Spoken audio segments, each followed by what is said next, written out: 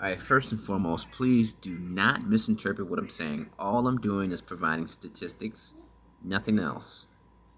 This is not anything else. I'm not trying to make any point other than to provide the statistical information about America's incarceration rates in response to the typical imagery that we see in the media when it comes to black and Latino males being depicted as filling up the prisons.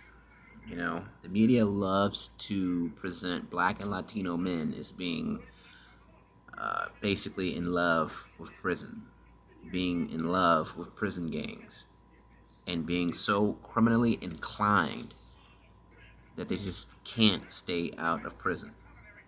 You know, they love to portray the narrative that the prison industrial complex has broken up so many black and Latino homes, and there's not enough men out there in society because they're all in prison, and black and Latino women are having a hard time finding men because they're all in jail. Well, let me give you the statistics. You can look this up. Do your Googles. Okay. 0.7 percentage of the American population, which is 350 million people or more, is incarcerated in jails and in prisons. 0.7%. That's 2 million people, roughly, but probably less. 2 million is rounding off. Okay. When it comes to probation and parole, there are 4.5 million people in America on probation and parole. That's 2% of the population. So basically, 3% of the population of America, which has 350 million people or more, the third largest country on earth, has barely 3% of its population tied up in the criminal justice system, including juvenile.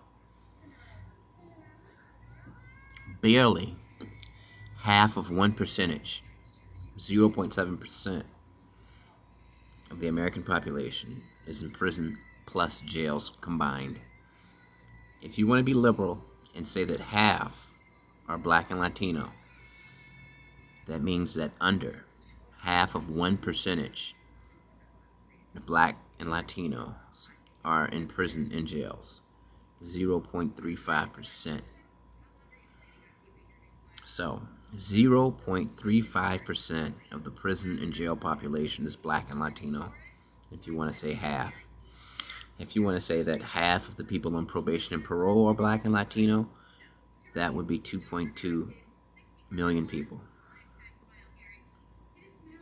which would be 1%. 1%, 1% of the black and 1% of the American population that's on probation and parole is black and Latino. Okay, so is crime a problem? Yes. Does this small percentage of criminals, which is roughly 6 million people, cause a lot of damage in America, especially big cities and medium-sized cities? Yes. But is America as dangerous as the media portrays it to be? No. No. There's a lot of political maneuvering going on. Whenever you see over-reporting of crime, when you see footage of people in the streets being criminally victimized, there's some sort of political agenda behind the scenes.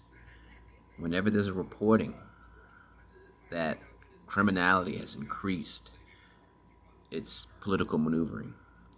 We're living in the age of the prison industrial complex. The prisons and jails have never had as much power as they do today. The narrative is they're constantly building new prisons. They're constantly building new jails to fill up. But who are they filling them up with if only 0.7% of the total American population is in there. I mean, they can't even crack 1% of the American population. I mean, it's 350 million Americans in this country, and you mean to tell me that the prison industrial complex is at its peak of power with only 0.7% of the population in jail and prison combined? 4.5 million people on probation and parole? Don't let these people and their agendas fool you. That's why statistics is one of the most important disciplines in mathematics, because it allows you to see for yourself, factually, objectively, what's really going on. Now, numbers don't translate into reality very well. I'll be the first to admit that. Yes, there's a small percentage of criminals in the United States, but they make a lot of noise. But is America as dangerous as the media and these political people like to say it is? No. All of that is political maneuvering. They have to make you feel like you're not safe. But the statistics do not lie. To be the third largest country in the world, I think we're doing pretty okay. Peace.